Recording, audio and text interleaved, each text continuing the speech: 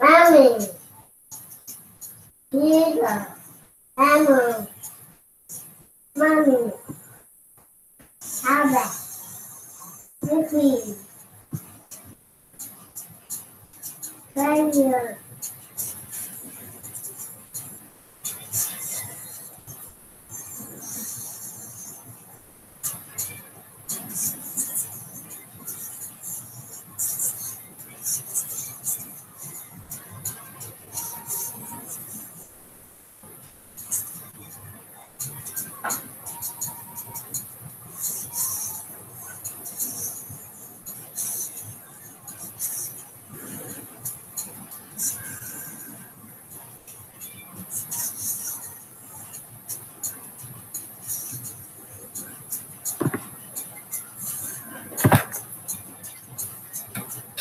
Happy.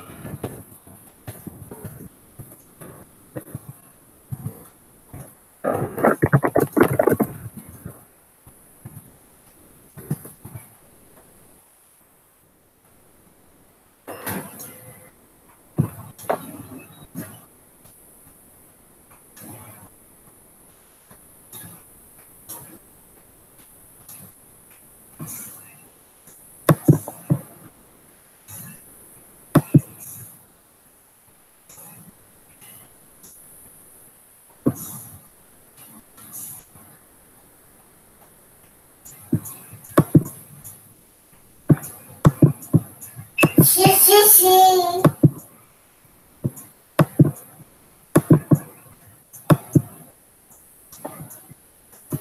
Apple. Apple.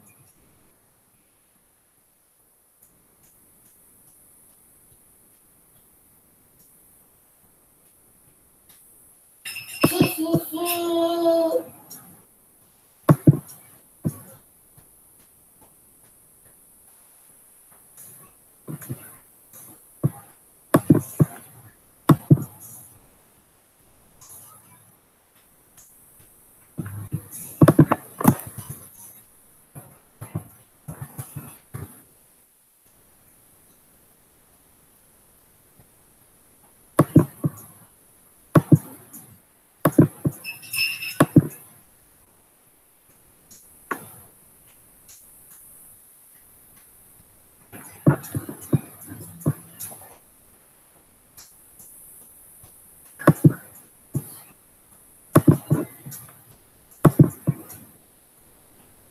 Go.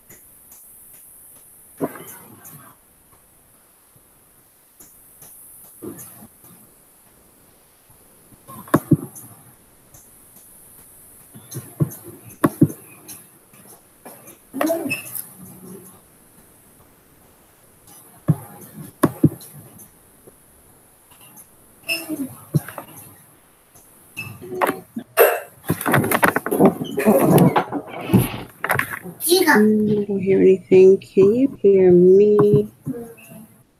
Yes, ma'am. I can hear you.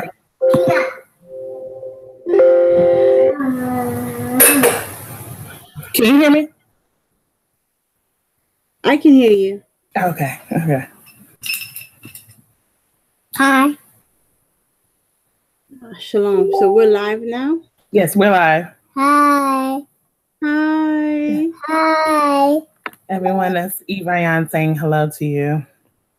Shalom. Just a moment. Katrina's trying to get in. I'm trying to help her. Just a moment. Mommy, no. Yeah. Thank you.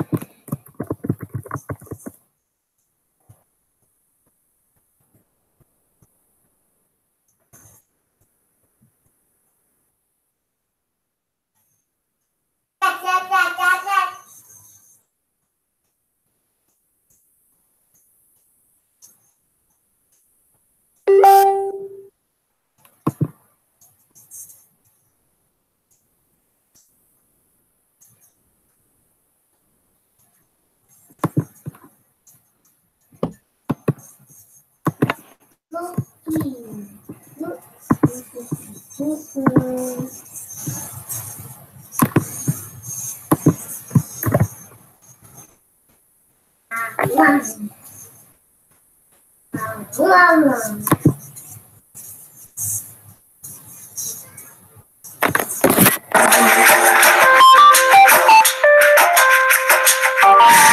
you second guess the gifts inside you. Never doubt what Yah has made. Everything is deliberate. Yes. Everything, the good and the bad and the not so pretty.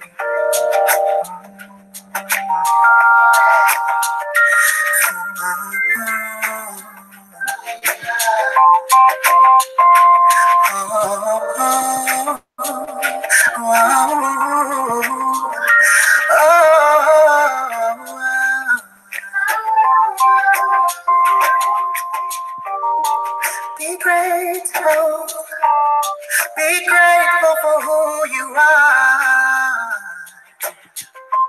'cause it's all a part of His design, His master plan. Everything is deliberate. Hallelujah, hallelujah, hallelujah, hallelujah. Yes. Hallelujah, hallelujah. Yeah.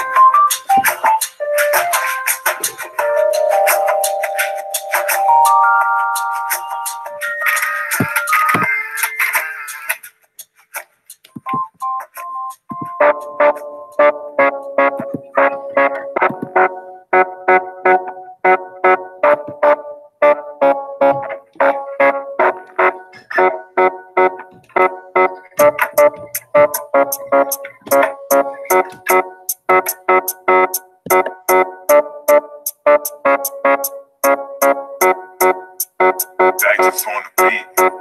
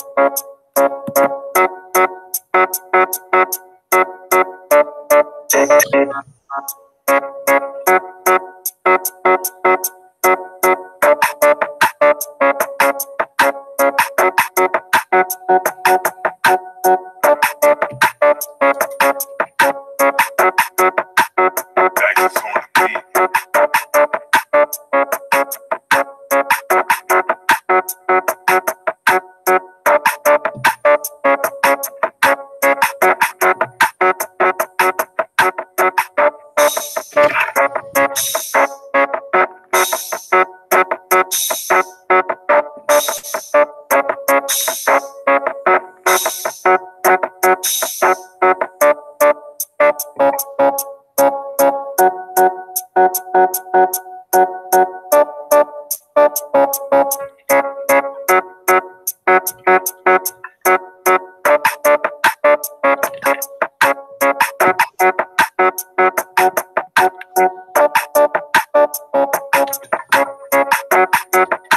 beat. Dax on the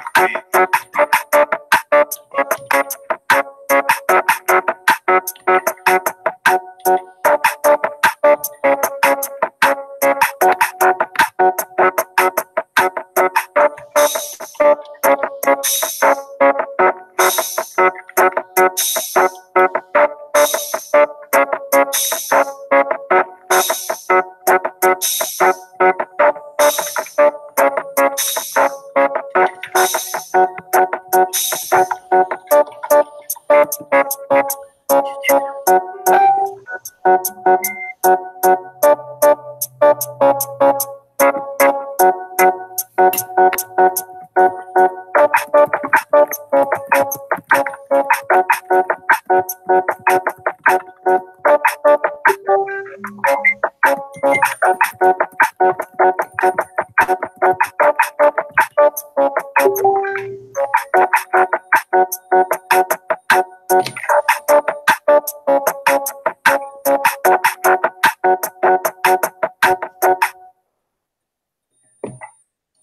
Okay, shalom, shalom, everyone. I am Shika Tiva from Christianity on Trial. Christianity is on trial every day. And so I wanted to welcome you and thank you for coming. And thank you for joining us. We're still working on getting Katrina in here, but we do have Mayana in here. And I'd like to welcome you at this time, Mayana. Say hello.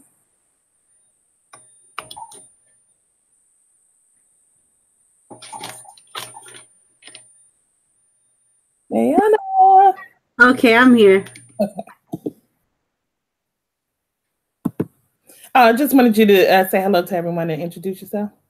Oh, shalom, everybody. This is the voice of Mayana Hasofurai. I am the founder of Genesis 2 Ministries and the host of Under the Palm Hebrew Women Speak on Debate Talk for You, in addition to like a host of other things, but that's the basic. Okay, so today, as the flyer read, it said that we're going to talk about the state of the Israelite woman, her heart, mind, and soul. Excuse my dog, she's upset about something. Her heart, mind, and soul. And of course, I have actually created an agenda. Oh, there's Katrina. Is that Katrina? Hey, shalom. Shalom, how you doing? Yeah, I see my face. I don't know how to work this thing. I'm sorry. This is my first time ever using it. Okay. Can you guys see? Yeah, we can see you. Okay, how do you do the icon? I see a grabber. Turn your camera off at the top.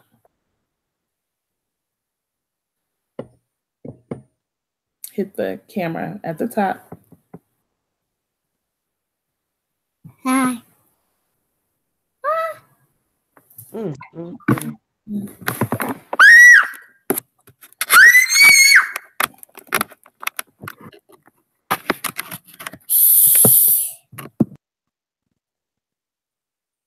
Hello. Okay. Yeah, there you go. There you go. Okay, so you can hear me? Okay. Yes, we can hear you. We Okay, got I'm just mute. Okay. Okay, I think we're good now. Okay, so I have identified a number of things that we needed to talk about. And so, of course, I went overboard and we talked about it and we said that we need to have several discussions so we can do each subject justice. And I wholeheartedly agree. And so the first topic is her heart. Okay. And we want to talk about her as far as self-esteem. How does she encourage herself? How does she find time for herself? And how does she deal with giving and not receiving? While I get my child together, because she seems to be wanting to pull my dog's ear, can we have, Mayana, can you start with any of those that you have any information on? Oh, sure. These are all excellent topics and they're all worthy of exploration, especially. So we begin with her self-esteem. Actually, all these topics are fairly tied together. Her self-esteem, how does she encourage herself, find time for herself, and deal with giving and not receiving. At the core of this, I would suggest that there's this idea of permission, whether or not she feels she has permission to care for herself and to invest in herself. And very often that's a missing factor. Very often we are understood as the caregiver, as the nurturer, as the one that is always on the expending side of care. And so when a woman goes and does any type of introspection or tries to take a moment to her own care, she's very conscious of the fact that someone somewhere will be calling her selfish. And so she doesn't have any real space or permission to take that time. And so I actually very recently, sister that I work with, that I do work with in the community, Sister Malkah, wrote a book called The Care and Feeding of the Single Mother. I know we're going to look at single motherhood in one of the other conversations, but that book was looking at the turning the lens on the woman and the mother and saying, you know what, you do have permission to breathe. You have permission to care for yourself. You have permission to look at your own needs and your own limitations, and that's okay. And so in terms of building one's self-esteem, you need to have permission to be a person. And in some spaces in our community, the humanity, the individuality of the woman is diminished vis-a-vis her role as it pertains to the man. In my own work, I have a preview, it's a complimentary preview that's available to the people. That's called Womanhood 101. That's the preview to the full text book, In the Shadow of Eve in Pursuit of Biblical Femininity. And it explains that women and womanhood has stages, and there are 8 of those. There is the womb, the daughter, the sister, the woman, the wife, the mother, the widow, and the elder. And the purpose of doing that is that before we can get women to perform in her function, she has to understand what that function is. I'll close with this, not to take up all of the time in the beginning, but what we find is that sisters come in on what I would call the 4th stage, and that's the wife stage. And having not gone through the previous stages, no, that's the 5th stage. And having not gone through the previous 4 stages, she's ill-equipped at this 5th stage, and then she is vilified for it. Why isn't she functioning as the wife that everybody expects her to be when she wasn't given the time and the permission to be properly initiated in the womb stage, the daughter stage, creating that relationship between her and the Most High, that sister stage, teaching her how to love outside of herself and to have peer relationships and cooperation, that woman stage that allows her to understand what it means to be female and feminine in the culture. She didn't get a chance to cultivate any of that, but immediately she's the wife of so-and-so. And that's a secondary identity, having never fully developed the first identity. And I would submit that affects her self-esteem and how she is able to encourage, whether or not she's able to encourage herself, whether or not she feels she has access to the tools that would allow her to do that, whether or not she's able to find time for herself. She has to first believe she's worthy of that, and how she would deal with giving and not receiving. That's another point that I want to deal with separately. So I'll yield the floor now so that my sister Katrina can take over the conversation. Shalom, and thank you for inviting me to the discussion.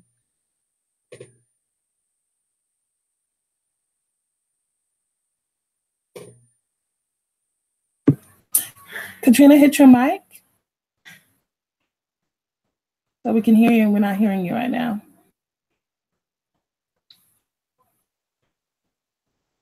Well, I'll go ahead and I'll comment on that. I agree with everything that you said as far as getting the time to, for me personally, getting the time to develop my self-esteem and actually get a vision for my life took actually diving into, a lot of things had happened where I had to heal from, and I had to understand who I was in him in order to be a I don't want to say, I will say self-sufficient person, and where my happiness is not dependent on others. My happiness is not dependent on who I'm around or who I'm with at that particular point.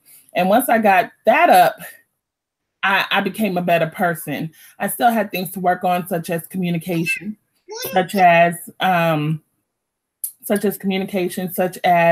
really understanding how to do more for others. And I think really the career choice that I have actually helped me with that, and that's being a teacher now.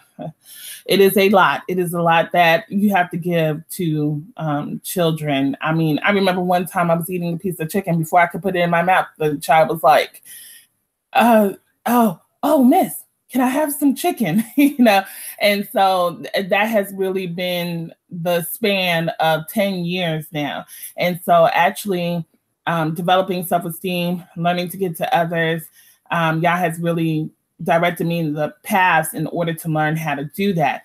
But still in all, I find marriage are hard things, because when you ask married people about marriage, they'll usually tell you, oh, take your time. You know, if I'm not married after this, then I'm never going to be married. And you don't know where those statements come from. And it comes from the fact that women think a lot about what they'll be gaining through marriage, you know, a partner, someone to help, you know, a father for our children.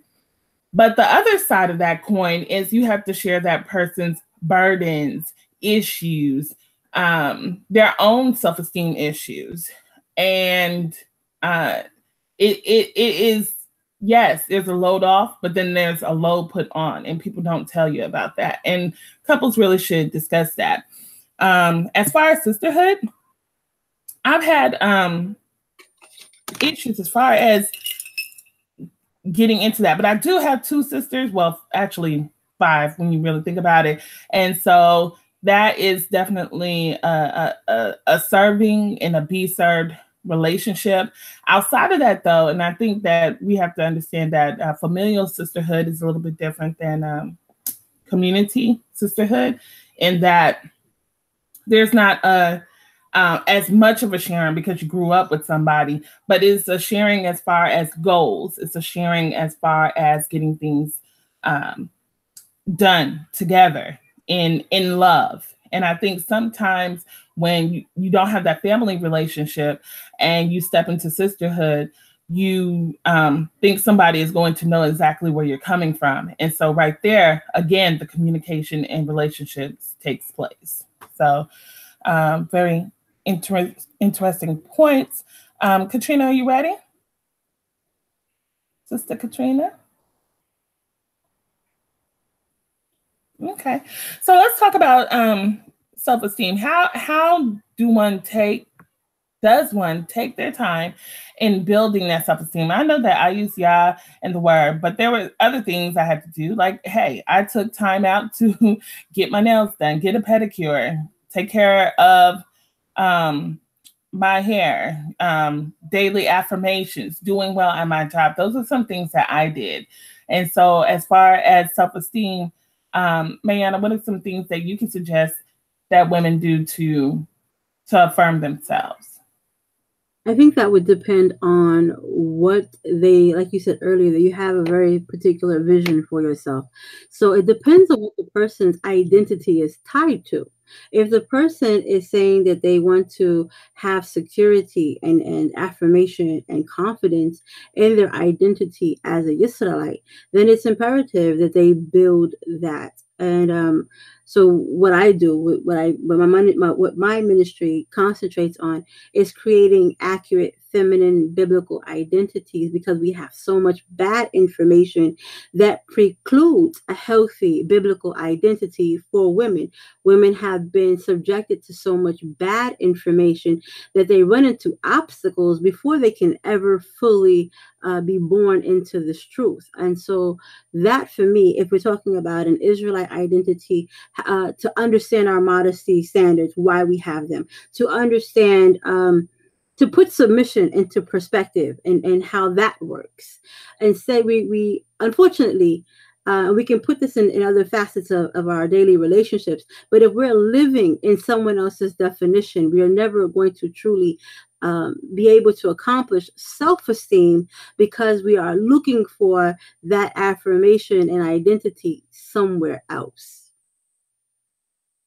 So I guess to answer your question, to first identify for yourself who you think you are, who you want to be, and then confirm those things. Go, if you believe that you are Israelite, go into scripture and find out what does it mean to be a Israelite. If you believe that success looks a particular way, look into those spaces and see if you meet those markers. It's about having standards. Everything is about having standards. It's about understanding and giving definition to the identity that you are claiming. First, you have to fully understand what it means before you can claim it as an identity and to be confident in the pursuit of that identity. So I think now is a good time to talk about the definition, because we get a definition from some people on the outside, and they'll say that, oh, you guys are controlled by men and you're looking to seek to be controlled, and you get this false doctrine from your men, and this is all what you're about. Like, we're some kind of step and fetch it women. And I really don't like that idea, because I know I myself am a strong woman, and I myself do believe in submissiveness in the correct thinking of the word. However, I do not subscribe to a woman with her walking around with her head down to be a formidable partner with someone. And so when defining the Israelite woman and who she is, the definition, it is unclear, even to me right now. I mean, I'm still trying to work that out. And so biblically speaking, we do know that her final authority is the male. We do know that. What type of male is the question? And the question would be a male who is also, or answered with a male who is also submissive to Yah, and that is evident in his life. And I think if you're on the single end and you're looking for a partner, that is something that you really have to be sure of, and you really have to give the time for it to be demonstrated. So, Diana, what do you think as far as the definition of the Israelite woman?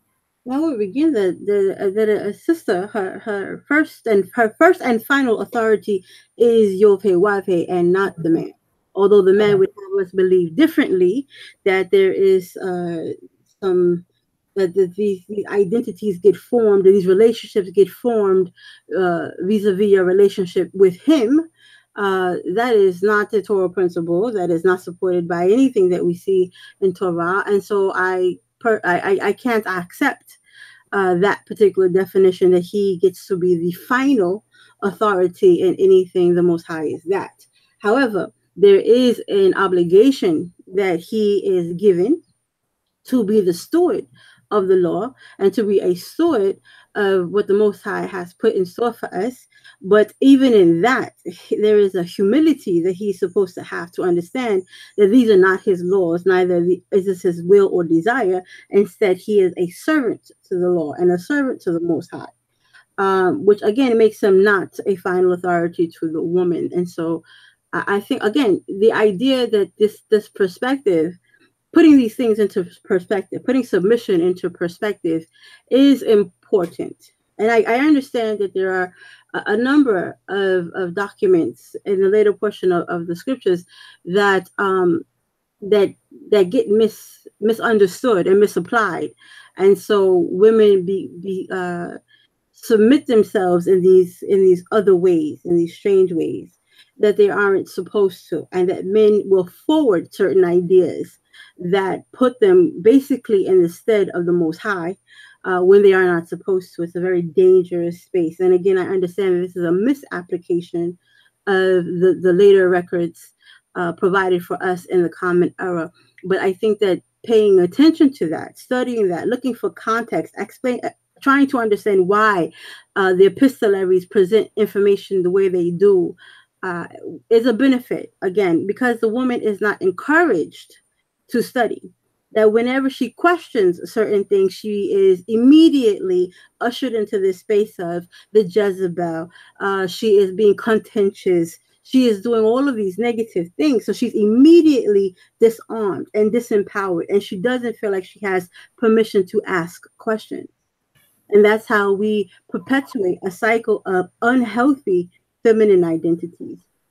If the man understands that the Most High is the final authority, he himself will not try to put himself in the stead of the Most High and encourage the woman to have that kind of relationship with her own father so that she is capable of being the Isa Kanendo, which is what the design was from the beginning. We find this in Torah, that she is supposed to be fully equipped from the beginning. But one of the things that I have found is that when women are conceptualizing their place in the culture, they say very disturbing things such as, oh, I can't wait for my husband to come and teach me. It's a very weird idea. According to Torah, she would not have gone into her husband's home unlearned. She would have known from the beginning. She would have been taught from a child. Torah is read to the people, man, woman, and child. So she would have been fully equipped, fully prepared to go into a household and build with him. According to our wisdom sayings, the woman builds her house. An uninformed, unlearned woman could not do that. A woman that is waiting for someone else to instruct her could not do that. She has to be fully prepared. We have a list of women that we can look at throughout Torah, and these are fully equipped women. These are not Build-A-Bear women. These are women that already know. They come into their function and their purpose whole. And what you said is correct. And I think this, and what you said adds to the dilemma. It adds to the problem that because things are not explicit when it comes to the woman in our scriptures, be they the Hebrew scriptures or the later records of the Common Era, there isn't a lot of explicit text about who she is and how she functions. And so where there is nothing explicit, we have things by example. We have examples of women. We know what they did because we see them. It's being demonstrated rather than being defined. Womanhood is demonstrated throughout the Tanakh and throughout the Torah. And even when we get into the Common Era records, we see how women are engaging the culture. They're engaging the men. The women in the Common Era are actively participating in ministry, actively participating in inquiry. They're doing a lot of active participation. In the Tanakh, we see the same. Women are sought out for their work.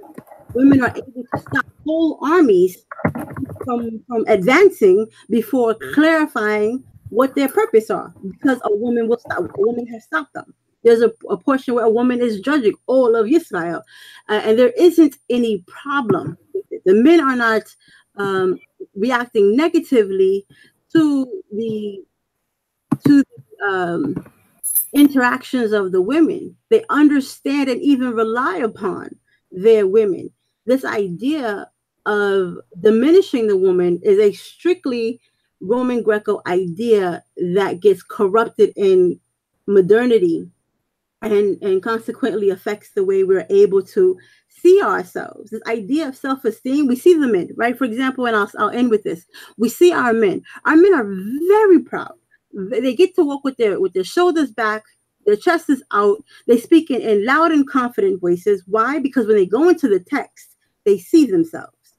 They see Dawid. They see Shaul. They see Shlomo. They see Moshe. They see all of these men.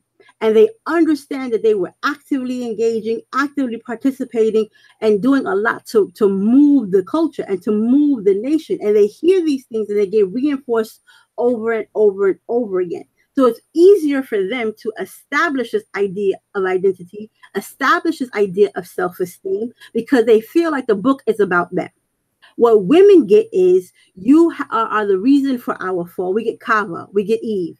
We get, you are the one that deceived and betrayed us. We get, you are Jezebel, which is the weirdest of them all, but that you are the Jezebel that we all have to look out for. So we are constantly giving all of these negative images that we definitely do not want to be associated with. And then the ones that were given that are positive, those are immediately deactivated. Yes, Deborah was a judge, but yes, Rivka defended and advocated on behalf of Yaakov, but yes, Huldah was a prophetess, but. So we're not even allowed to live in these positive moments because we get the but on the back end. And once again, that brings us back into the shell and disallows us disallows us to have a positive view of ourselves, and consequently disallows for self-esteem to be built, if that makes any sense. Okay. Yeah, and I agree with that, because there was actually a post that said the first independent woman was Eve, and then I posted the first unprotected woman was Eve. We never look at that. However, I think the thinking of there is this order and you woman get beneath me does come from Paul. So I understand what you're talking about, the Greco-Roman, as he says, you know, the head of man is Christ, the head of man is woman, and the head of children are parents. And I think that whole phrase gets misconstrued as he's assigning value to each person, and he's not, because the women and the men are equal all in the eyes of Christ. That's what the word says. And so once you have that equality, people have to play a role. And so it's the same thing as too many chiefs, not enough Indians.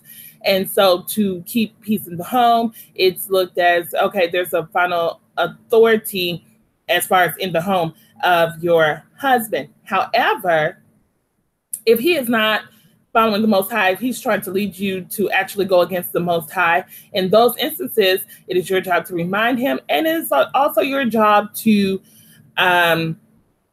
not follow him. We're not supposed to follow him into hell. We're just not to. If he wants to do that, then he'll have to do it on his own, as far as any particular sin that might offend the Most High. And so in that instance, yes, the Most High is the final authority. And we see that all throughout Torah when we see Rebecca and Jacob. That's one of the biggest things that comes to mind right now. And so when we look at it, it's also talking about authority. The authority of Christ is over man. The authority of woman is man, and then the authority of children is women and men. And so what does that mean? Because a woman is also asked to cover her head when praying or prophesying. So what is her head? Her head is her husband. So therefore, there's the direct connection to the Most High in that command itself. But a lot of people don't see that. A lot of people think that it's a value that's given to the woman, the man, and so forth, and that the relationship, the direct relationship, is not encouraged, but it is. And so, yes, when I think specifically in media of a time where you can definitely see what that is Black Panther. I know some people are like, oh my gosh, she's going to use Black Panther example, but yes, I am. When he goes to get Nakia, Okoye, she goes to get her spear. She's like, let's go, and he's like, no, Okoye, I got it. And she was like, uh-huh. And she put down her spear and she was like, okay, don't freeze when you see her. And he's like, I'm not going to freeze. I never freeze.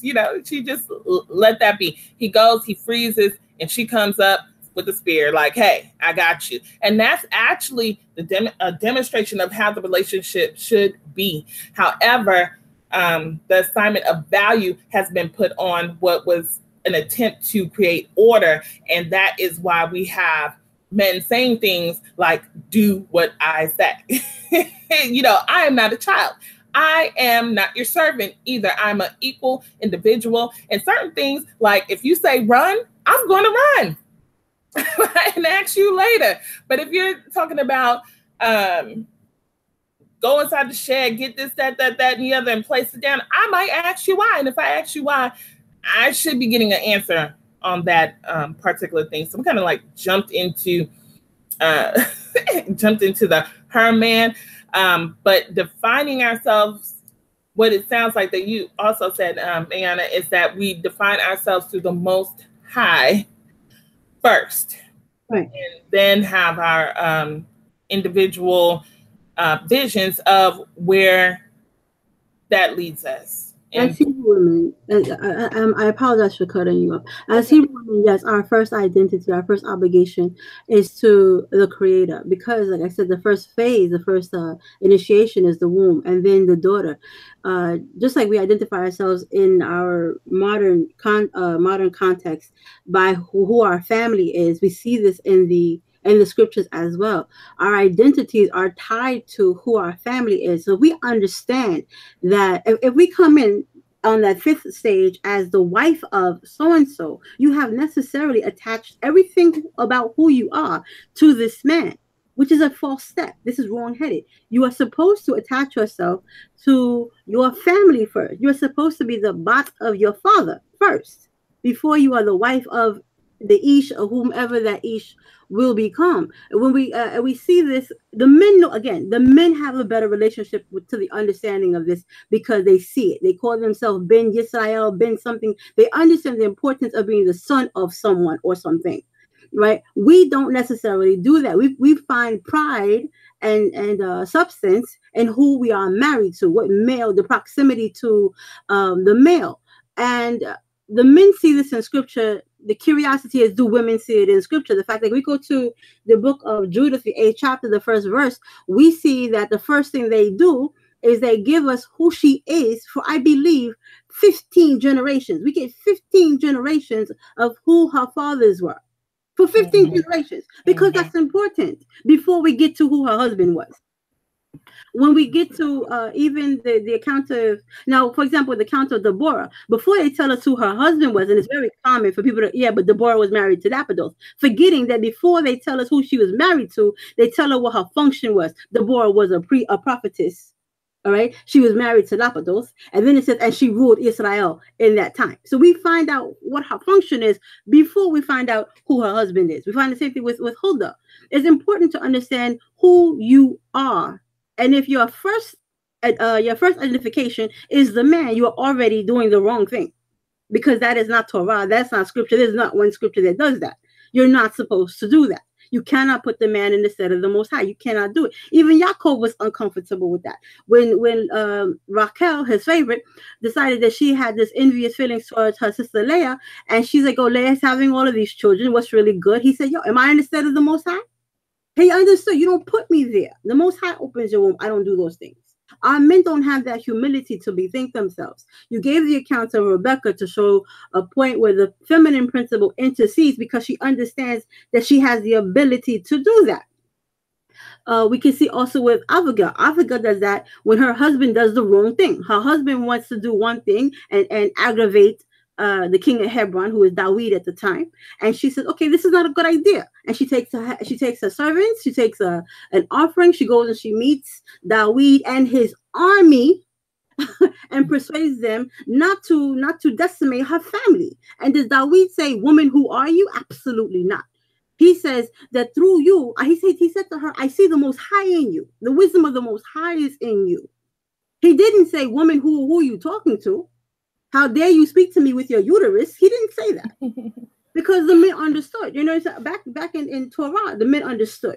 We even see the danger of following too blindly the masculine principle in the common era. We see that when the conversation, I believe it's in Acts, I could be wrong because I'm not as versed, but there's a discussion about how much a parcel of land is worth. And they seek to deceive the church about this land. And because the wife goes along with it, he said, "Yo, the same men that have killed your husband have come to get you too." There is no, "Oh, but my husband told me to do it, so I was faithfully following along." All praise the order that Paul wrote to the people. That's not going to save you.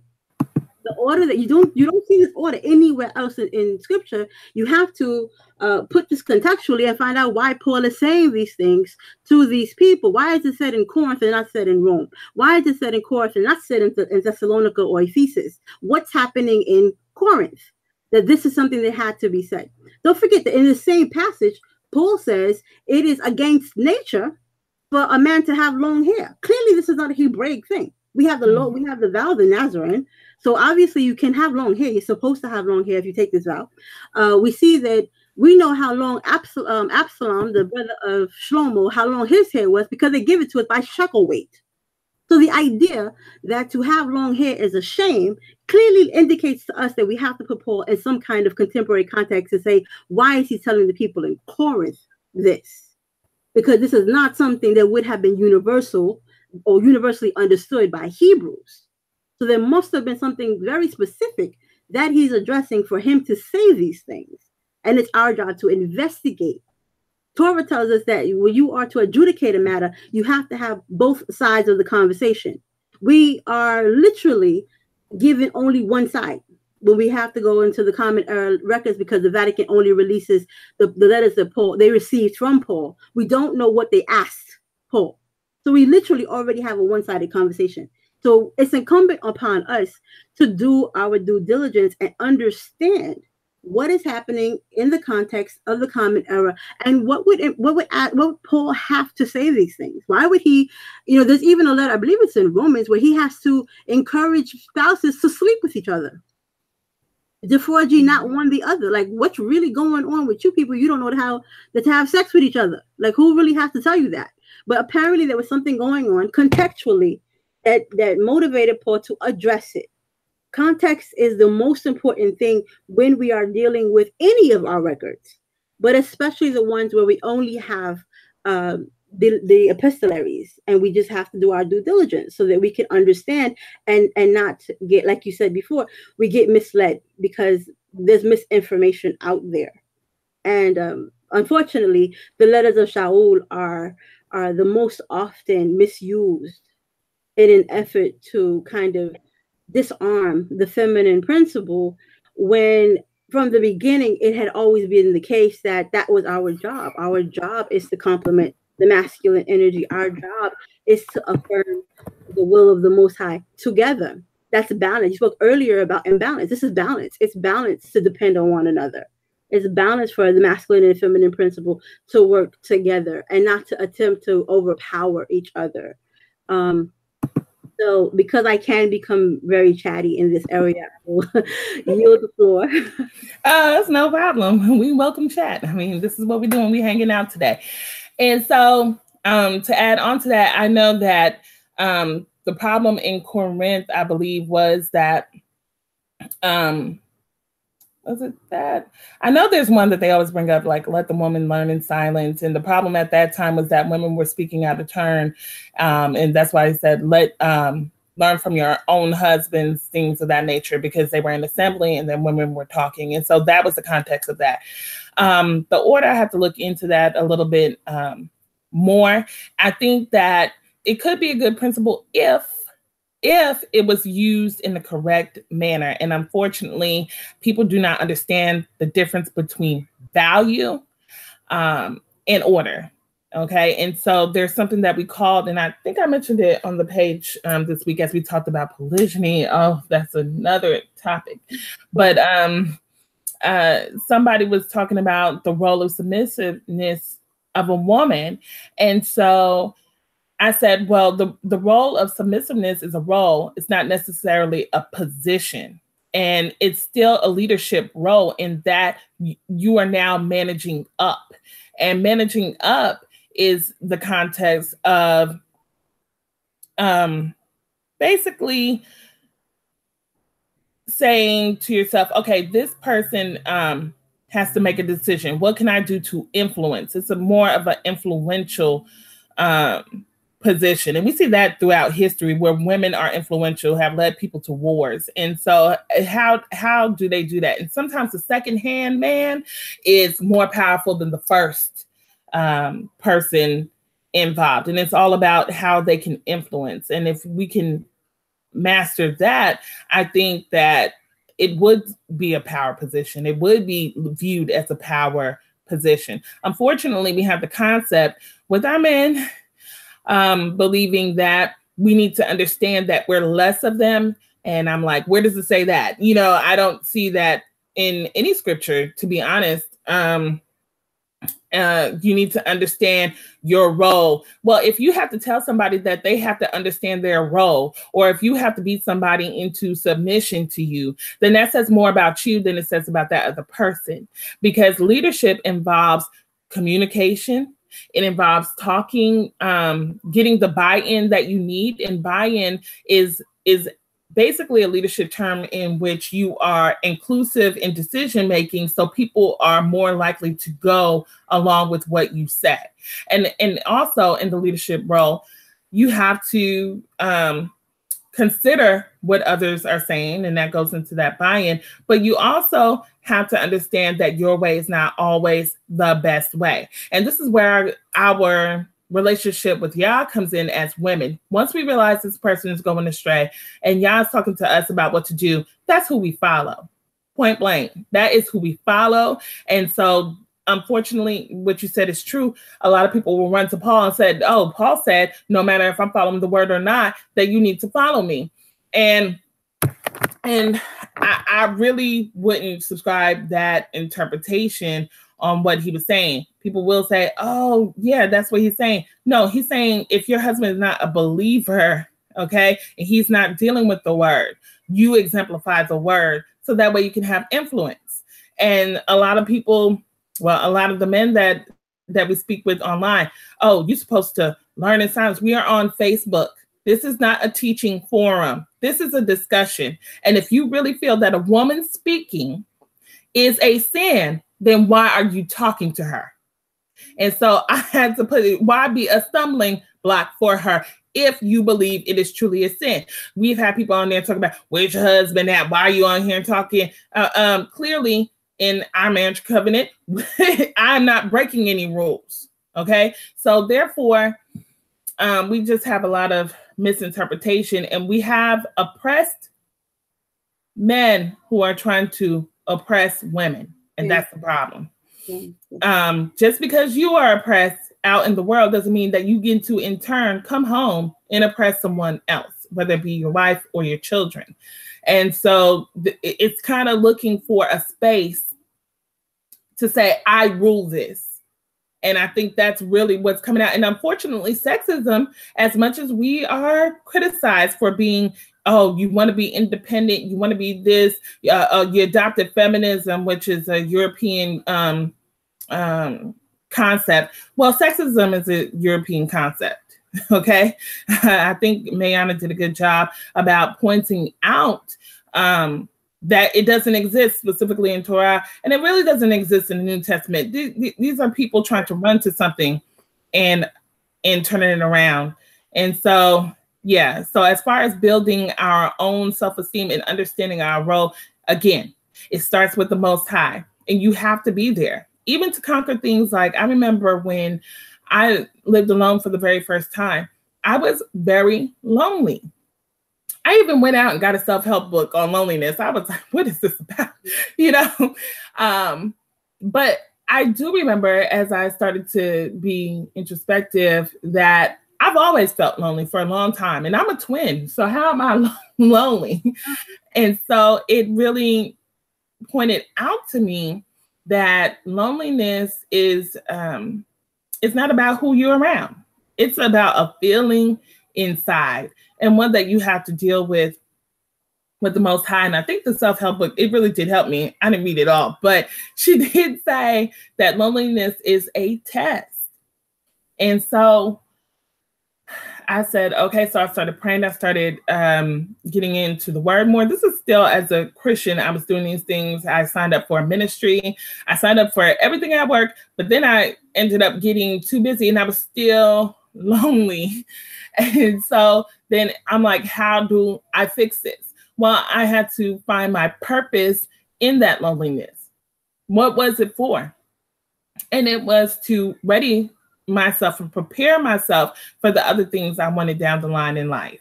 And so once I realized that, loneliness started to kind of like creep away and started to be filled with the love of the Most High, the want and yearning to know more and be better with that. So I'm going to try to see if Sister Katrina is here. Sister Katrina, are you here? You can press your mic so we can hear you.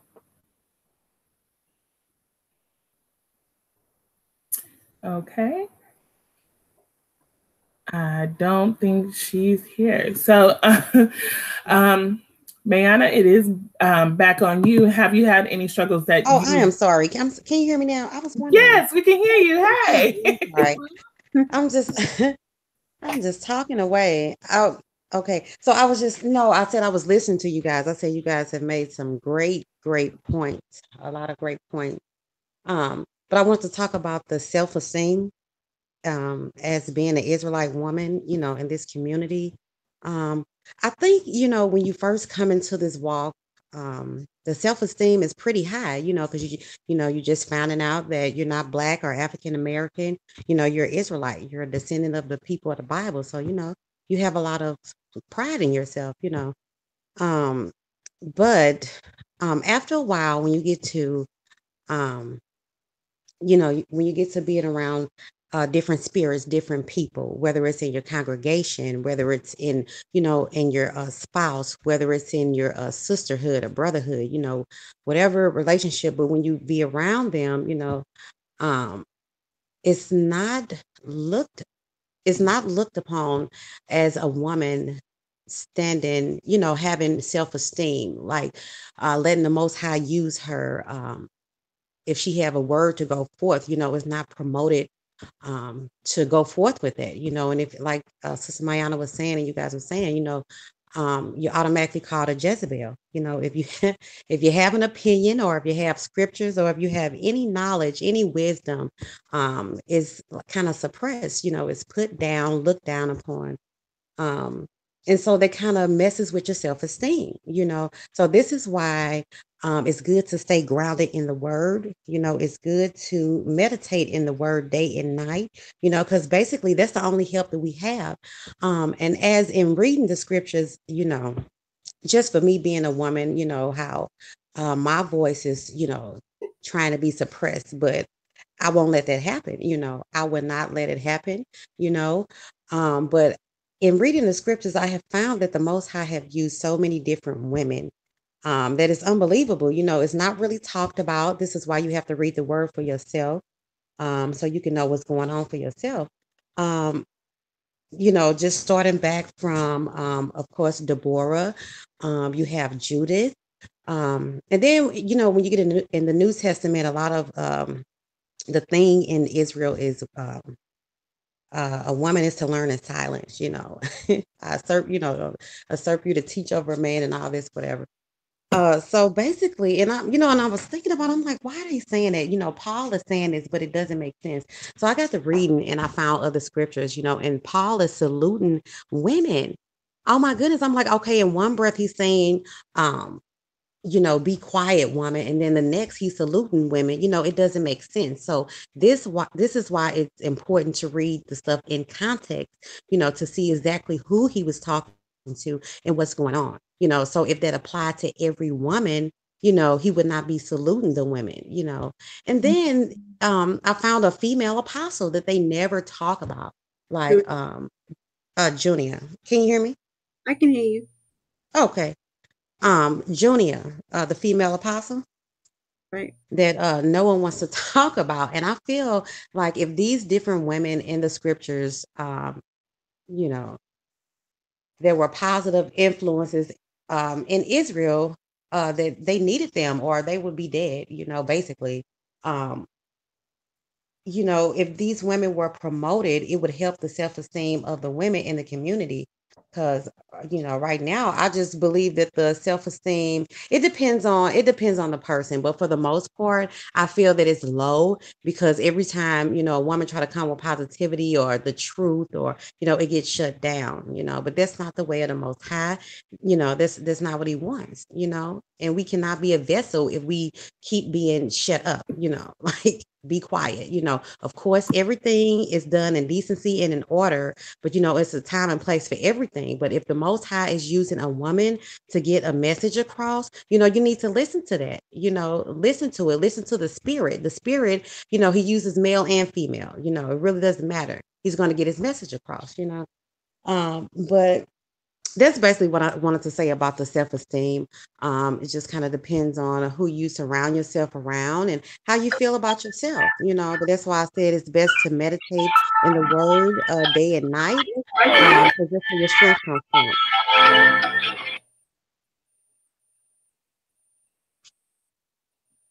Hello. Yes. Yeah, we had a bit of background noise there. Yeah, absolutely. Especially when we're telling the truth. Now, some men, it's like online. I don't know if it's the anonymity of a keyboard that gets men so fired up. But some men I have been online and it's like we're back to back. We're back to back, throwing down scripture and doing our thing. And so those things are applauded. It's when there's a disagreement that sexism, this European concept, comes into play. And there is, you need to be quiet. You need to sit down. You need to follow. And then all these other scriptures are coming up against us. I think with our Christian friends, specifically Christian apologists, for some reason, a lot of white supremacists are drawn to that movement. And we have to say to ourselves, why are sexist men drawn to this movement? Or is it just this movement? Is it that in every spiritual realm, there is an amount of sexism? Because I've seen pastors be sexist. I've seen, men in all walks of life. So is that something that's coming from the word itself, or do you think it's something that's coming from the world? Which, if it's a worldly thing, then that's a big problem. What do you ladies think? I think that, this is my honest speaking, I think that we can look at this contextually and find that there are historical precedences for this. The Greeks and the Romans had a very particular idea about what womanhood was. And so that gets inherited down the line, this idea of the women being in this diminutive position. That's by descent. We have adopted these things. We have accepted this foreign concept. All we have to do is look at the conversations of Plato and Socrates and Aristotle. There are among their philosophers the idea that a woman is just an incomplete man or a deformed man if she hasn't come into her full humanity. And that's what womanhood is. Now, if you have a people and a culture that conceptualize women in this way, there's no hope for any type of balance. There's no hope for any kind of Hebraic understanding about woman. This is the exact opposite of Hebraic womanhood. Indeed, the man was considered not okay to be by himself. This Greek thought is that the man is perfection and the woman is imperfect. Now, earlier you were speaking about and forgive the interference. I don't know what that sound was. Before, we were talking about this idea that we find in 1 Corinthians, the 14th chapter, specifically verses 34 and 35, depending upon your version, that women are to pass their time in silence or to learn from this man or from a man or their husband, specifically their husband. It poses a lot of problems. Just the idea that a woman should learn in silence and learn from a husband poses a host of problems. But I'll begin here. The Codex Vaticanus, or Scribe B, implies or suggests, as being the older of the manuscripts available at the Vatican, says that verses 34 and 35 were never the original text. They were never there in the original text, that it gets added later on. And because it's an addition that later scribes place in their reconstructing or re-inking of the letter to Corinth, this first letter to Corinth, you'll find it in different places. It's not always in the 34 and 35 position. In the first letter of Corinth, chapter 14, it's moved. And the fact that it has this mutability, it has this movement, it indicates or strongly suggests that the Codex Vaticanus is correct to say that it was not part of the original thought, that someone, a later scribe, inserts it. And so with that being the case, if this suggestion is correct, then going to the 34th and 35th verse to try to substantiate anything having to do with the unique silence of women in the assembly is already wrong-headed, because it's not even Paul's original thought. So the need to go and explain the thought gets precluded simply by calling into question whether or not its veracity. It's calling into question its veracity. And so I wanted to submit that to you on the panel and to the listening audience, just for further consideration, that if it's the case, if the Codex Vaticanus is correct, and the 34th and 35th verses are not even part of the original thought, then this reliance on it is questionable.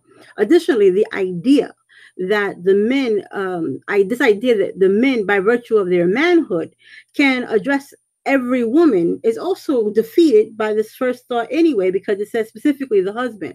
The second thing is, just because you find the woman on social media, the fact that you think that you can approach her, who told you were teaching her?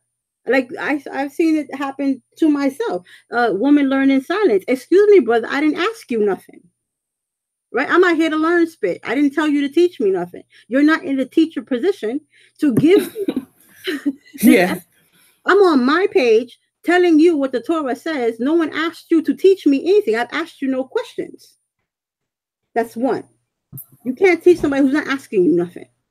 Or you don't do that. And for this reason, I don't go into masculine spaces, and then my ministry is to women specifically, simply because I want to avoid these conversations where men get into their feelings and they want to say, "Oh, you are usurping authority." Okay, again, let's look at vocabulary. Let's have some definitions, family. Usurp means to take by force. If I'm not physically or violently taking anything from you, this assumed authority, first of all, you've assumed authority that's not yours. But I certainly did not beat you up over the head and snatch it out from you.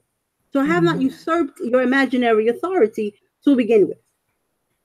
So the problem we find repeatedly is that there's a problem with vocabulary. There's a problem with research and historiosity. There's a problem with wanting to. Another thing is that you see a lot of men, and we spoke about it briefly, who are injured in this space of power and authority and influence, and they want to throw it on us without properly contextualizing who they really are vis-a-vis who we are and what our relationship is supposed to be. And because of this injury, they want to attack us, and they're concerned with their oppression of us. Even conversations like these are considered scandalous in the community. There's 3 women talking at the same time, or no, right? Already going to be a problem, right? Too many women speaking, midrashing, going into the Hebrew, going into the Koine Greek, going into the text, going into the record. This is all a problem. And I recall, and I'll share this story, and then I'll share this anecdote, and then I'll close. There was a point where a brother was on, obviously, one of my conversations, and attempted to I don't know what he attempted to do, but he was immediately kind of addressed by the women who were on the group. The women in my circle are ridiculously well informed, be it about the New Testament or the Old Testament. They are just insanely responsible when it comes to knowing who they are. And at the end of or somewhere midway in the conversation, where the man could not keep his narrative going, he literally said, "Can't we have anything?" And it was at that moment that I got into all of the inboxes and told the women to stop. Because that's a man being honest about where he is. When you come into this Hebrew identity as empowering, as Sister Katrina said about in the beginning, once we learn who we are, there's a moment of empowerment. For the men, that's perpetual. They come from a space where they are constantly marginalized, constantly disempowered, constantly just kind of dismissed and emasculated. And so they come into the Hebraic thought and they're like, they can breathe. And they think that by being able to breathe, they have to step on our necks, lest we breathe too. There's not enough oxygen for everybody, right? So they want to breathe by themselves. And the moment we say, let us breathe, it's a problem, because for them, this jeopardizes their ability to finally breathe. So when the man said to me, "Yo, can't we have anything?" I heard that. I could hear this is no longer about me. This is him saying, "Let me have this. Let me have, I don't have it any, let me have this." And I'm like, sisters, just let him go, right? Let it go, because that's not what this is about. Unfortunately, the men are gravitating toward this concept of authority and running from the concept of accountability. Oh, yes. And when the women hold them accountable for the coveted authority, that's when they look at us as the enemy. Why are you holding me accountable? Why do I have to do this too? I just want to be powerful for a minute. And when we tell them they also have to be responsible and accountable, it's like we're sucking the air out of this newfound identity for them. And I submit that for consideration. That was wonderful. And I say the same thing. The flip side of that authority, or being the final authority, or whatever you think you are, is the responsibility of it. And a lot of times that's not accepted. Well, I can be powerful or whatever. Well, if you're gonna have this final say on this decision, whether it's wrong, whether it's right, and this is a leadership concept. I always push that because I think we need to teach leadership in our communities. And I say that, I said it before on one of my things, I say that because if you want to be a leader, you have to gain leadership skills. And that includes taking the responsibility. And so when I actually went to school for leadership, and they said, hey, if you want to be a principal, everything's going to be your fault. You need to know that right away. And so we actually had to take a class about natural disasters and what to do in the school. Do you know people changed their mind about being principals that day because they didn't want the responsibility? So therefore, when there was actually a conversation of, I believe these were Christian men, talking about what it is to be a husband. And they said, you are the one who's responsible. Because in reality, let's say you make a bad investment decision, but if it was your wife's idea, nobody is going to look at her and say, see, look what people are going to look at you like, you didn't review this. You allowed this to go down as a man. And so are you ready to take that responsibility and not be Adam? And this is what I see. We have a perpetual Adam situation where I'm going to point to you as the reason why I didn't do this or that, or I made the wrong decisions, when it's really you. And that goes for everybody, even women. Right. And a lot of times, though, we'll have men tell us, and this breaks on our self-esteem, because we sit around and we wonder, what did we do wrong, specifically in relationships? And there's nothing wrong with reflection. But sometimes you just have to admit that some people just do wrong things, and that's their bad. And you survived it, and you can move on. And a lot of times we get, oh, see, the relationships don't work out because of y'all, because you want to be too independent, and because y'all want to be this or that. And so it's like, no, it's not because of that. And if we had the other person here, we could probably tell you the other side of the story.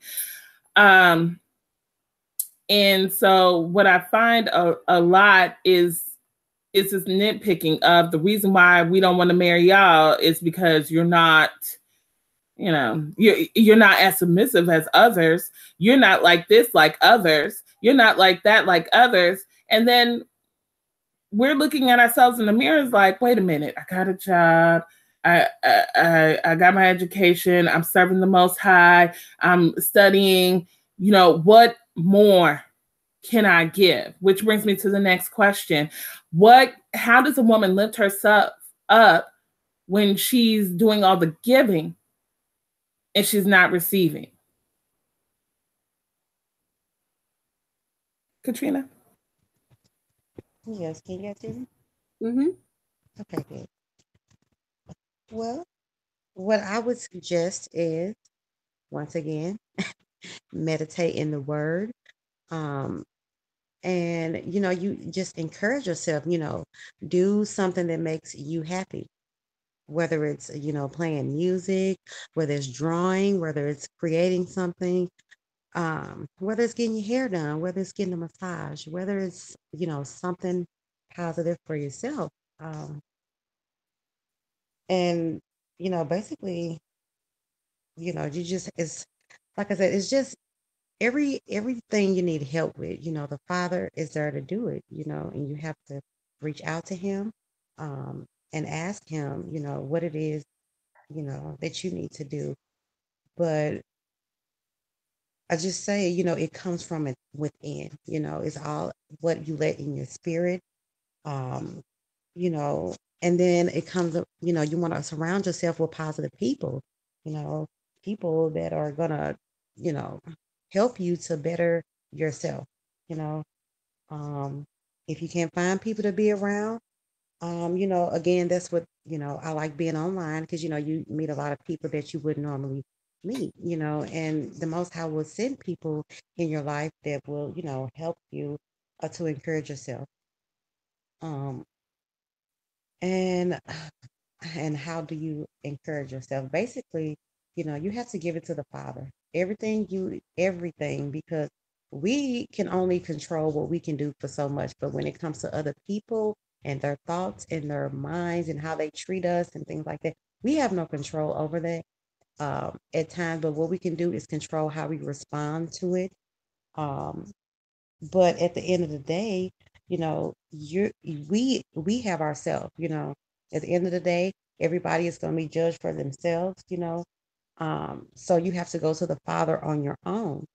um but I would suggest, doing something nice for yourself, whether it's like, getting a massage, like I said, music is good, and then even helping people, giving to the poor, giving to people that's less fortunate to you, because with giving, it helps you, and it puts things in perspective as, your situation is not, is it may not be that bad, but it's all about how you respond to it. But you want to be around positivity no matter where it is, you just want to be around it.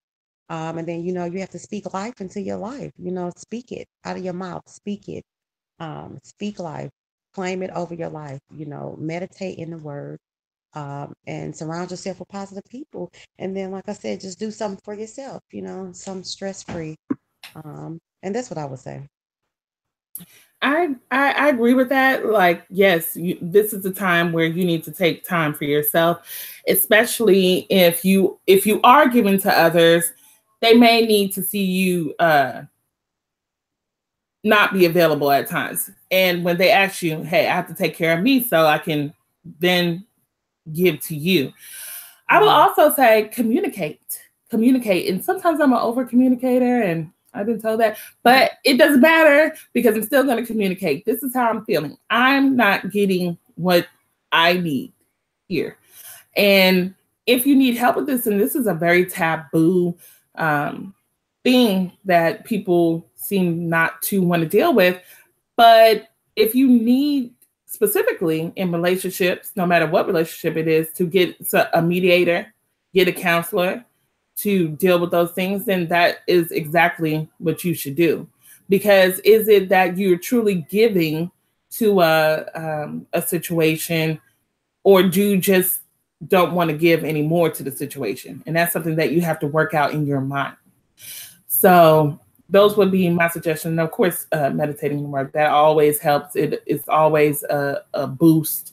But communication, and then seeking any appropriate help that you can get. If you have it in your congregation, that would be something nice that congregations can set up and that women can definitely be a part of and help in that aspect. And so that's what I would say, Diana. I would agree. I think both of you ladies brought out excellent points. The concept of surrounding oneself with positive and encouraging energy is definitely a great idea. Also, the idea of not holding it inside to communicate the need is also extremely important toward the step of healing. You have to identify it, acknowledge it, and voice this need in order for it to be addressed at all. Like you have to be able to stand in it. And that's where I want to go with this idea of standing in your truth. If something is happening and people are saying things about you, diminishing you, making you feel discouraged, there is the reality. There's what they're saying, and then there's reality. If you stand in your truth, there is something empowering about that. And I'm using the word empowering, but I want to make this side note first. We've had the conversation about what the man's concept of power is, and how there are other kind of subsidiaries to power that women can attach themselves to. And I think that's a wrong-headed conversation in terms of discussing power instead of looking at and exploring service. We are in service to the Most High. We are in service to one another. And instead of always going into these spaces of competing for power, if we competed for service, we'd probably find ourselves in less injury and so in less pain, because we're not trying to eat each other alive. From there, the question of how does the female deal with giving and not receiving? My answer to that is you don't. You don't deal with giving and not receiving. That's completely maladaptive. That's absolutely insane. And I understand that, and that's not out of nowhere. Like, women haven't internalized that for no reason. We have been told that that's what we do. We have become dependent upon, like, oh, don't worry, if we give it to the woman, she'll make nothing, she'll make something out of nothing. And so we have actually created a kind of false pride or false empowerment in this fiction that people have created about us, that we can just survive everything, and we're like, oh yay, we're the strong Black woman and this is great. And it's not. Okay, it's not. This idea of always giving and not receiving is not balance. Torah, Tanakh, the Hebrew principle, this is all about balance. When we get into the space where there's no balance, where she's giving and she's not being replenished, this is insanity. It is absurd.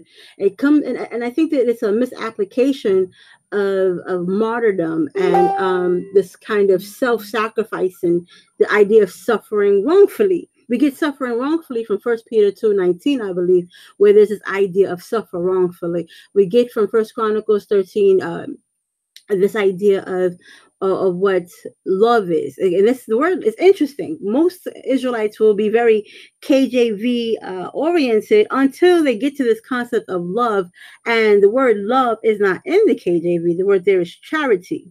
And we know that both the Greek and the Hebrew have several words for love, and they have different kind of faces for love. There's the idea of charity, there's the friendship kind of love, there's the love between parent and child. There's different types of love in both the Greek and Hebrew thought. Now, the idea that we see in First Corinthians, this letter from Paul to the Corinthians, the 14th chapter, love, 13th chapter, love is patient, love is kind, love keeps no record of wrongdoing. This is not reciprocal. That's how you know this is not the kind of love that's between people. This is a charity. You give to a deficit. When you're giving charity, that's giving to a deficit. That's giving without receiving. But that's not the way human interaction works. Because even the Most High does that. The Most High gives us and expects from us. The Most High keeps record. Everything that this is telling us to do in terms of charity, even the Most High doesn't do. That is not how he shows his love for us. Love is reciprocal. Love is always reciprocal. There is no type of love that doesn't need reciprocity, because that's love. You have to be replenished. You don't even expect your car to go without putting gas in it.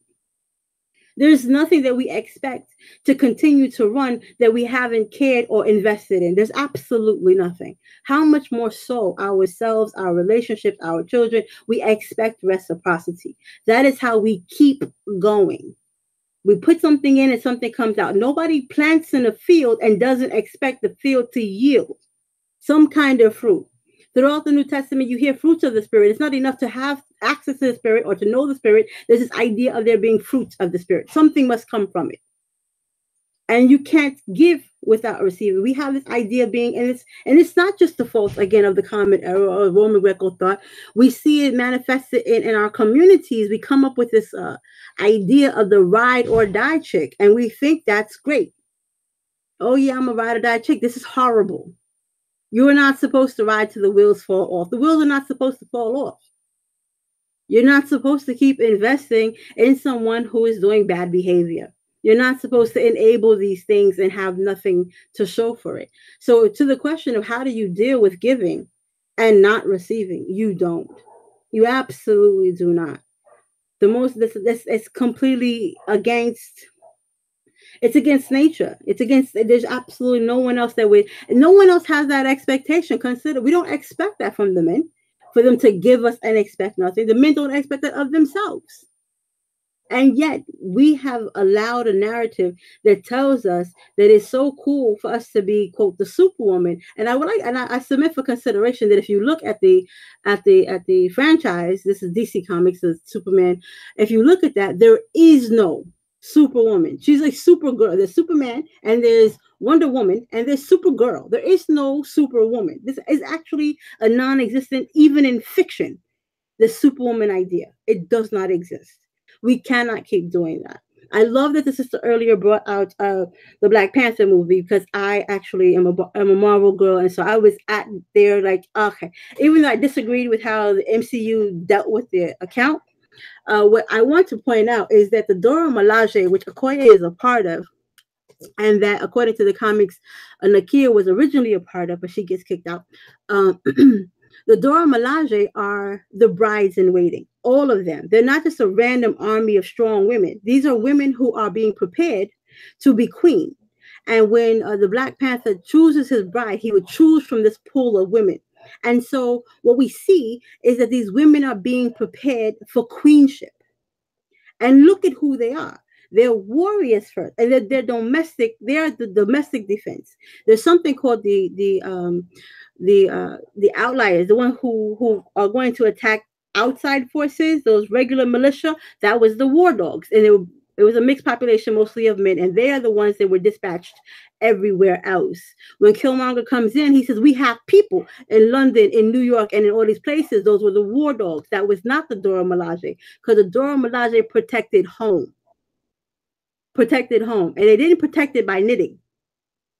You see what so when like the sister said, when he was in danger, Okoye she was on point.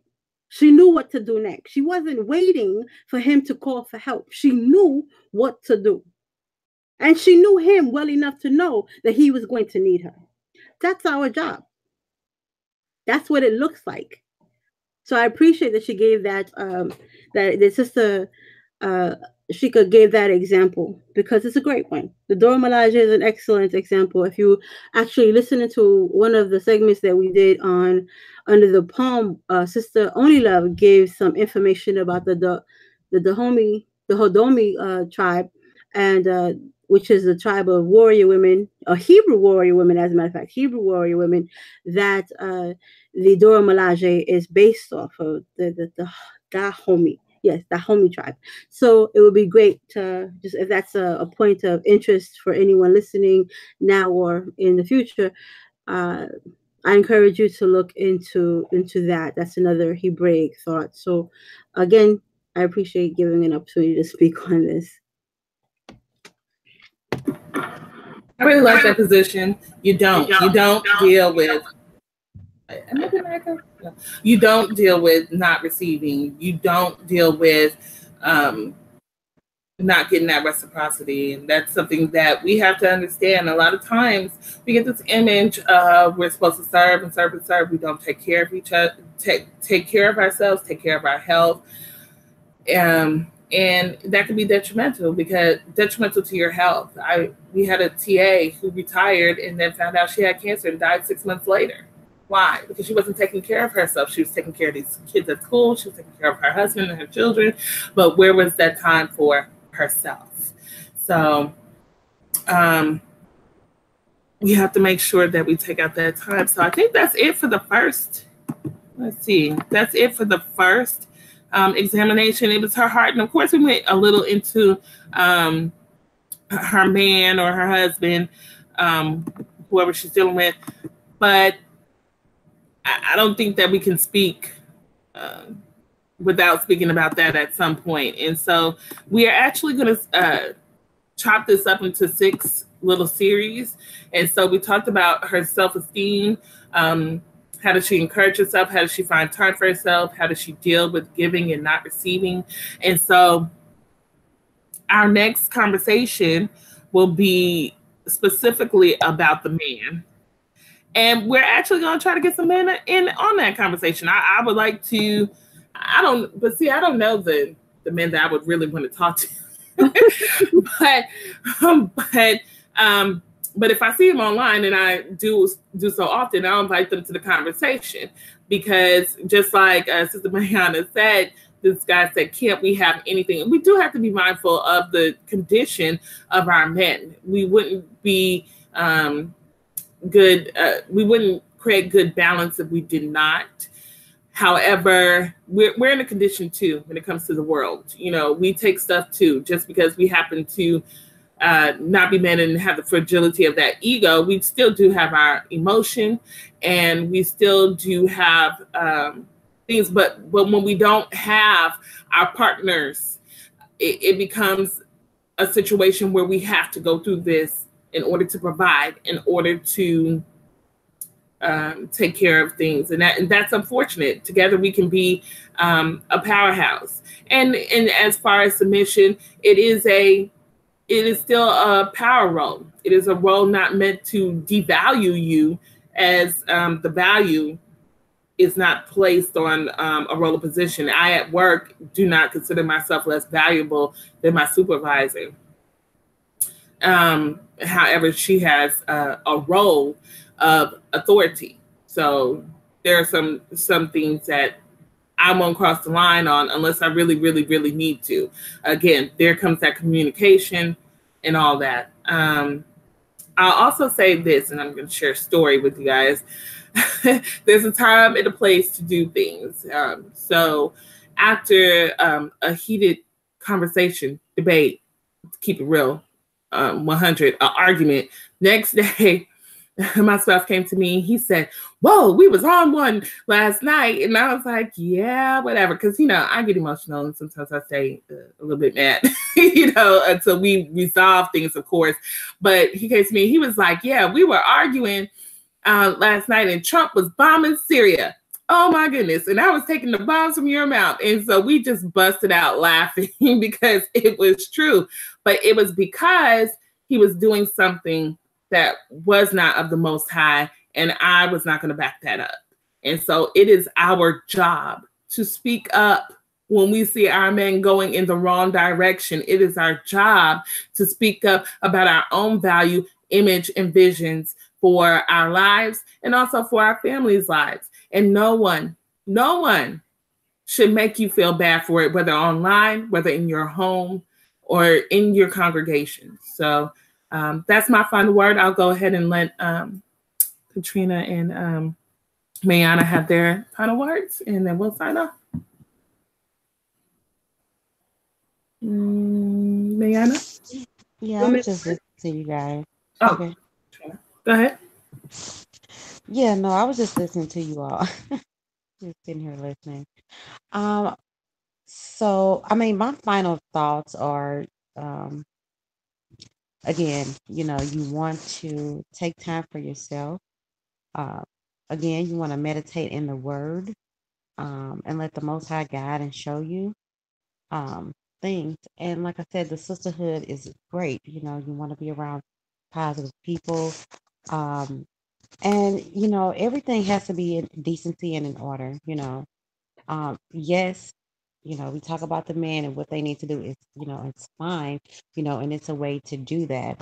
And so I guess you know, we'll talk about that the next week about how does she communicate, because communication is very important, you know, because it's all about, you know, the way you come across, because you know, it's about the way you say it, the tone that you use, and things like that. But that all plays a part in how, you know, you're treated, how the Most High want us to be. You know, even though a person might not do how you think they're supposed to do, but it's about how are you doing what you're supposed to do. You know, because at the end of the day, we all have to answer for ourselves.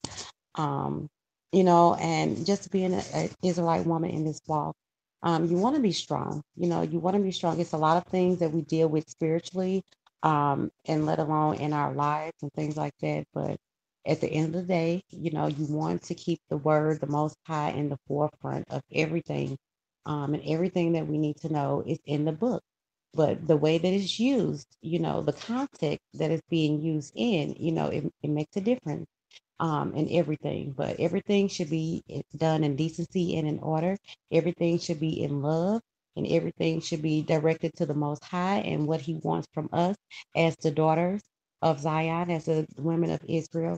As we, grow in this walk. You know, 'cause, self-esteem plays a big part. A lot of people don't want to reach out. A lot of people go through a lot of things that, they don't want to talk about, or they don't feel comfortable talking about it for various reasons, But I just want to say to everyone listening and everyone, you guys, everyone just be encouraged, just be encouraged, I'm praying for all of our sisters, everyone, the ones that don't have voices. You know, I just pray that the Most High use me to help us, because I love our sisters. We deal with a lot, and a lot of times, we don't have anyone to talk to, or a lot of people don't, they don't trust people, or like I said, for various different reasons. But I just believe that, that anything is possible. Anything. I don't care. He can turn it around. But understanding is key, and knowledge. You have to get understanding. With all you're getting, you have to get understanding. And that way you'll grow, because the Most High does not want his daughters miserable. He doesn't want his daughters depressed. He doesn't want his daughters feeling suppressed. He wants us to come in the fullness of him and um, understand what he wants from us. And don't let anyone deter you from that, because remember, we are in the last days. You read your Bible, we know what's going on, we know what time it is. So we have to get in order. A lot of things are coming at us at a fast pace, a lot of things, but it's just a distraction. It's just a way to get you off. It's just a way to take you back into not doing the right thing, going against what the Most High wants. Because at the end of the day, we all want to get to the kingdom. We all, that's what we want. But at the same time, while we here, we want to be appreciated. We want to be uplifted in our community. We want to be heard. We want the presence of the Most High to come forth. We want the light to shine to bring other people into this walk. But if the women are being suppressed, how are they going to really witness to other outsiders? Because it's just like, oh, you want to come into this bondage? This is another bondage, but the Most High is in this. No, that's not how it works. It doesn't work that way. In the beginning, he made male and female, and he put a spirit in both.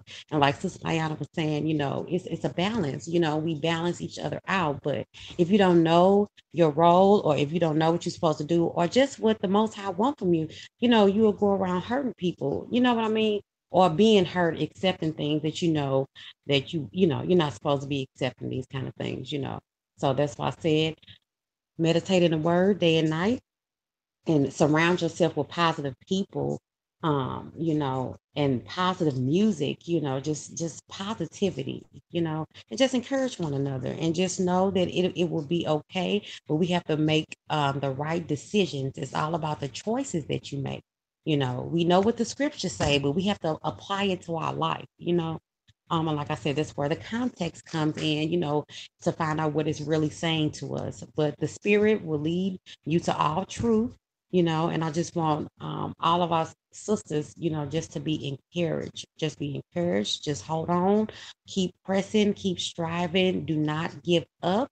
Okay, and listen to the Most High voice. Listen to him. If you're praying for a certain thing and he give you an answer, you have to listen to it, and you have to move when he say move. Okay, because if not, you can't keep asking for the same things over and over, and then keep doing the same things over and over again. It doesn't make sense.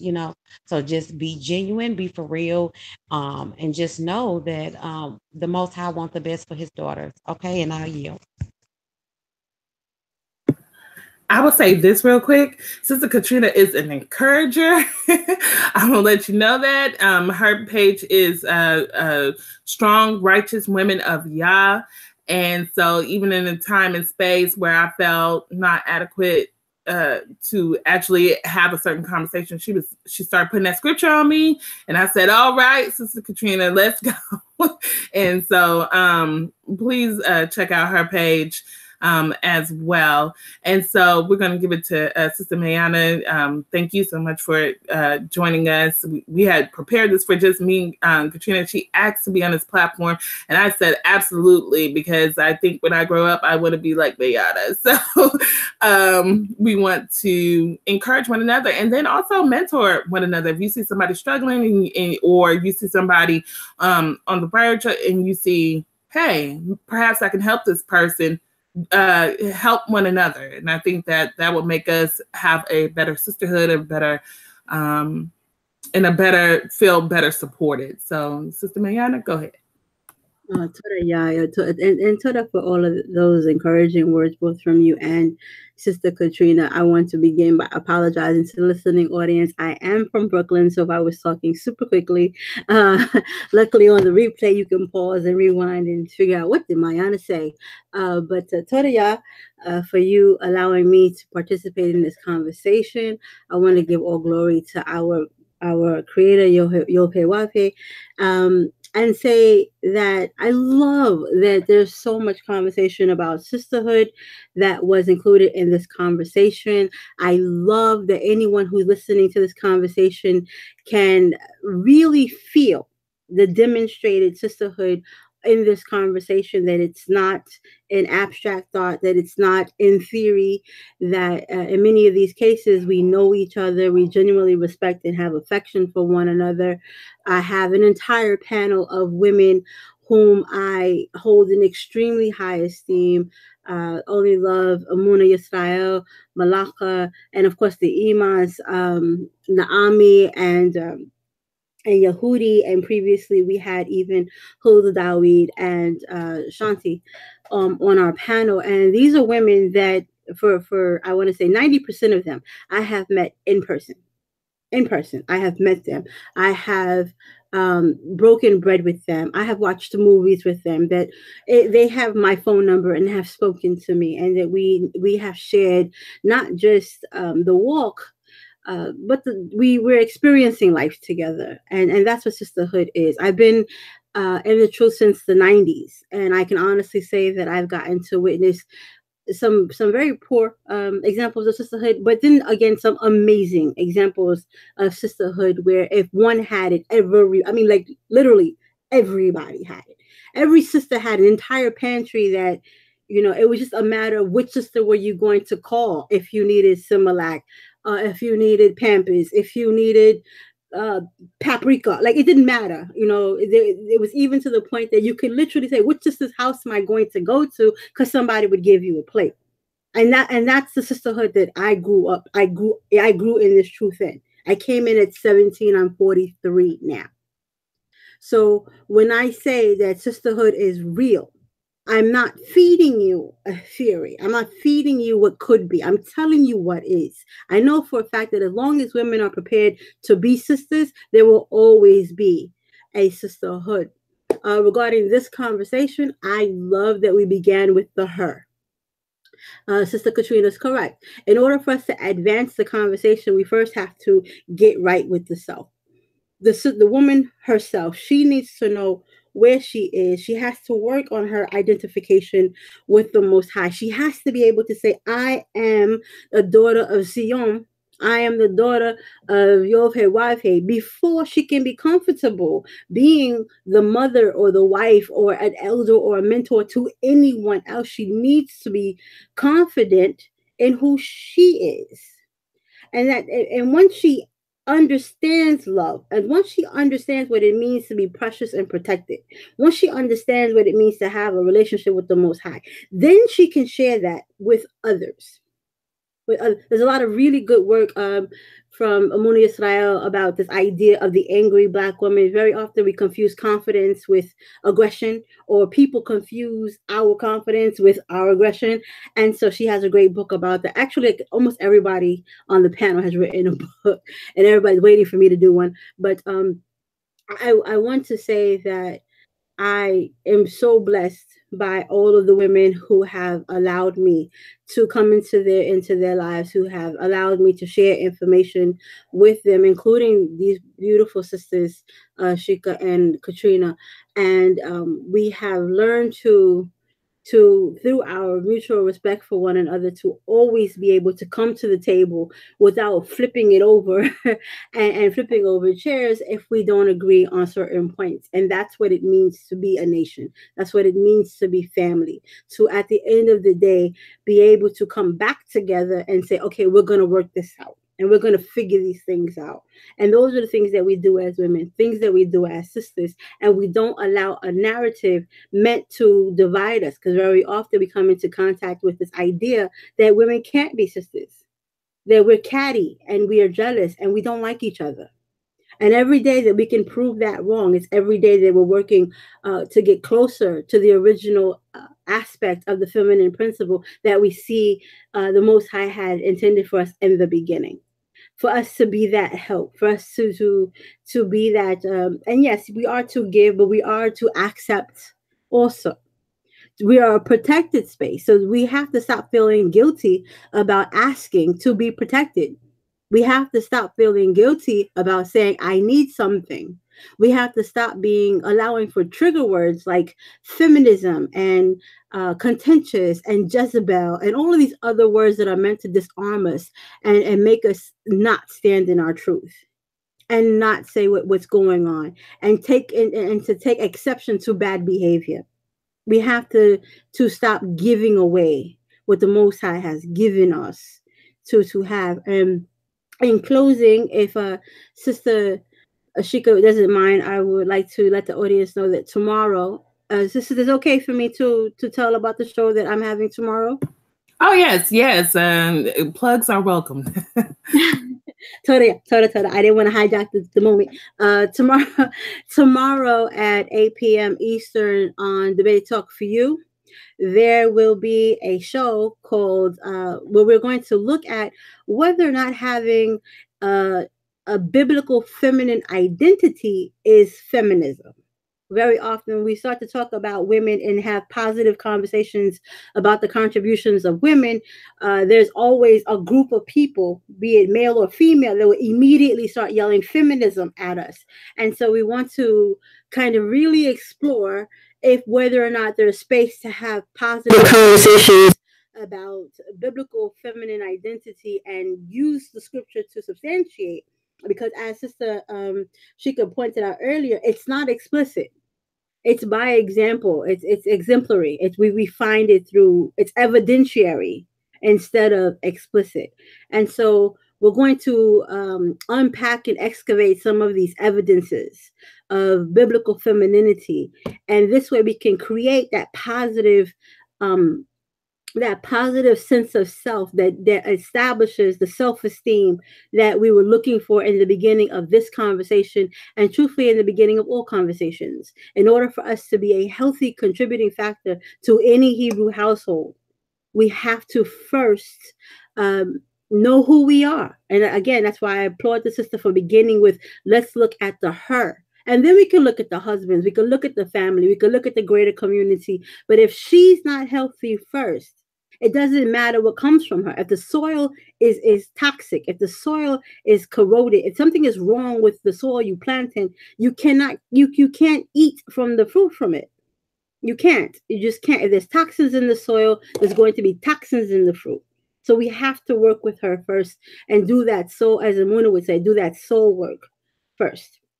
So I'm sure I could talk more about this and just offend everybody. So I'll yield.